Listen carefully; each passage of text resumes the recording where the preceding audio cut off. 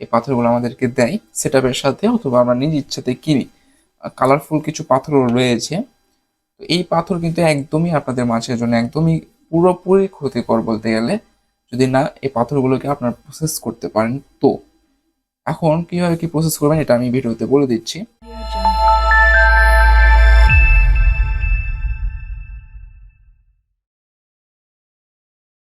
আসসালামু আলাইকুম রহমতুল্লাহি ওয়া বারাকাতুহু। কেমন আছেন আপনারা সবাই? সবাইকে স্বাগতম জানাচ্ছি ফিরদৌস বিডি ইউটিউব চ্যানেলে। যারা অন্যান্য কোনো প্ল্যাটফর্ম থেকে দেখছেন তাদেরকেও স্বাগতম জানাচ্ছি আমাদের আজকে এই নতুন ভিডিওতে। আজকে আমরা আলোচনা করব এই জিনিসটা নিয়ে, এর ভিতরে থাকা জিনিসগুলো নিয়ে। সবাই হয়তো টের পেয়ে গেছেন এটা কি। এটা হচ্ছে পাথর। পাথরটা নিয়ে কেন কথা বলবো, কারণ হচ্ছে যারা আমরা অ্যাকুয়ারিয়াম জগতে নতুন আসছি বা আগে এসেছি অনেকেই জানেন এই পাথরের এরকম কি খারাপ গুণ রয়েছে। এক কথায় বলতে গেলে এই পাথরটা আপনার অ্যাকোয়ারিয়ামের জন্য সব থেকে ডেঞ্জারাস, এবং আপনার অ্যাকোয়ারিয়ামের সব মাছেদের মৃত্যুর কারণ কিন্তু এই পাথরগুলো হতে পারে, এবং হওয়ার চান্স 80%। এখন এই যে পাথরটা, ঠিক আছে, এই পাথরটা আমরা সাধারণত যারা নতুন অ্যাকোয়ারিয়াম কিনি বিভিন্ন অ্যাকোয়ারিয়ামের দোকানে, এই যে আমাদের যেই দোকানদারগুলো রয়েছে তারা কিন্তু এই পাথরগুলো আমাদেরকে দেয় সেটআপের সাথে, অথবা আমরা নিজ ইচ্ছাতে কিনি। কালারফুল কিছু পাথরও রয়েছে। তো এই পাথর কিন্তু একদমই আপনাদের মাছের জন্য একদমই পুরোপুরি ক্ষতিকর বলতে গেলে, যদি না এই পাথরগুলোকে আপনার প্রসেস করতে পারেন। তো এখন কিভাবে কি প্রসেস করবেন এটা আমি ভিডিওতে বলে দিচ্ছি। জিনিসটা হচ্ছে যে এই যে এটা পাথর, আমরা যারা আর কি কেমিস্ট্রি নিয়ে পড়াশোনা করেছি, কেমিক্যাল নিয়ে পড়াশোনা করেছি, যাদের এসএসসি বা এইচএসসিতে কেমিস্ট্রি সাবজেক্টটা রয়েছে, তারা সবাই জানেন যে এই পাথরগুলো পানির সাথে বিক্রিয়া করে ক্ষারকে কিন্তু বাড়ায় দেয়, বা পিএইচ এর মান কিন্তু বাড়ায় দেয়, পানির পিএইচ এর মান। এখন পানির পিএইচ এর মান যদি বাড়ায় দেয়, সেক্ষেত্রে যেটা হবে যে মাছে কিন্তু বিভিন্ন ধরনের রিয়াকশন আপনারা দেখতে পারবেন। মানে মাছে কিন্তু বিভিন্ন ধরনের যে ক্ষতিগুলো আছে এগুলো কিন্তু আপনারা স্বচক্ষে দেখতে পারবেন। পানির সাথে কিন্তু এই পাথরগুলো কিন্তু রিয়াকশন করে, এবং দেখবেন যখন পাথরগুলো ঢালেন, ঢালার 2-3 দিন পরে আপনার ট্যাঙ্কটার অবস্থা হয়ে যায় কিরকম, সাদা রঙের হয়ে যায়, পানির রঙগুলো একদম চেঞ্জ হয়ে সাদা হয়ে যায়। আর এটার মূল কারণ হচ্ছে এই পাথর, ঠিক আছে। ফিল্টারেশন যদি চালু থাকে সেক্ষেত্রে আহ, এই জিনিসটা একটু দেখা যায় যে খুব কম হয়। তো যে বিষয়টা হচ্ছে যে এটা যখন পানির পিএইচ এর মান বাড়ায় দিচ্ছে বা ক্ষারের মানটা বাড়ায় দিচ্ছে, তখন কিন্তু এই মাছের যে পুরো বডির শেপটা রয়েছে একদম চেঞ্জ হয়ে যায়। দেখা যাচ্ছে পুরো বডিটা চিকন হয়ে যায়। আমরা অনেকেই কিন্তু দেখেছি, অনেকে আমাদেরকে কমপ্লেন করেন যে ভাই আমার অ্যাকোয়ারিয়ামের পুরো বডি শেপটা চেঞ্জ হয়ে গেছে, চিকন হয়ে গেছে আনার সাথে সাথেই।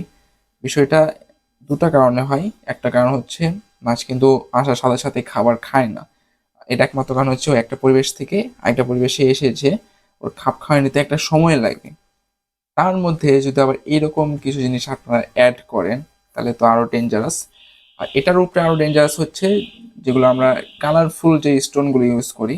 আমরা সবাই মনে করি যে আসলে কালারফুল স্টোন মানেই অ্যাকুয়ারিয়ামটা দেখতে সুন্দর, তেমন কিছু নয়।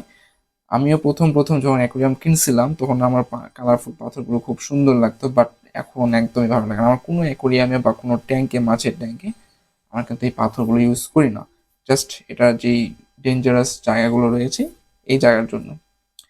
বিষয় হচ্ছে যে যারা অ্যাকুয়ারিয়াম করছি আমরা, আমি বলবো প্রথমবারেই যে টাকাটা আপনি অ্যাকুয়ারিয়ামের পিছনে খরচ করছেন তার থেকে ভালো আপনি প্রথমবারে একটা ছোটোখাটো প্লান্টের সেট আপ করে নেন। বর্তমানে অল্প খরচের মধ্যে কিন্তু প্লান্টের সেট আপ করা যায়। হ্যাঁ, অনেকে বলবেন ভাই প্লান্টের সেট আপ মানেই তো 20,000, 30,000 এমন কিছু প্রাইজের কথা আসছে। অনেক অনেক সময় কিন্তু প্লান্টের সেট আপের প্রাইস পড়ে যায় 1,00,000-এর উপরে। এখন এখান থেকে বাঁচার উপায়টা কি? ইনশাল্লাহ খুব শীঘ্রই আমরা প্লান্টের সেট আপ নিয়ে একটা ভিডিও আপলোড করব, যেখানে অল্প খরচের মধ্যে কিভাবে কি প্লান্টের সেট আপ করা যায় সেটা নিয়ে। এখন পর্যন্ত আমি ওভাবে ঢুকি নাই, তবে আমি যদি ঢুকি ইনশাল্লাহ আপনাদেরকে প্লান্টেড সেট আপও দিতে পারবো, ঠিক আছে।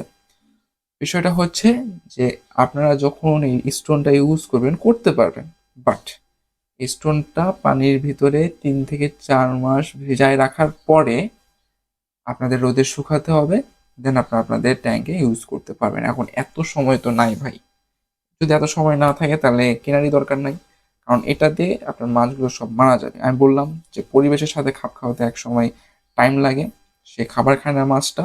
এরপর যখন আপনি স্টোন অ্যাড করছেন তখন তো আরও ডেঞ্জারাস, পিএইচের মানটা বেড়ে যাচ্ছে, মাছের অসুবিধা হচ্ছে, মাছ আরও না খেয়ে খেয়ে খেয়ে একসময় মারা যাবে। এবং এটা কিন্তু সবারই হয়, অনেকে মনে করে ফাঙ্গাস অ্যাটাক করেছে, লবণ পানিতে চুবাই, এই অ্যাটাক করছে পটাশের মধ্যে চুবাই, হয়ে গেল। বাট এগুলো কোনো কাজে আসবে না যদি না এটাকে আপনি সরান। ফিল্টারেশন অন থাকলে হয়তো বা 2-3 মাসে যায়, তার একটু কম সময় আসবে, বাট যত সময় আসুক আপনি মাছ দিলে মাছগুলো মারা যাওয়ার চান্স থাকবে 90%। এখন সেক্ষেত্রে আমি বলছি এগুলো ইউজ করা থেকে বিরত থাকুন। আমরা এগুলো একদমই সহ্য করতে পারি না।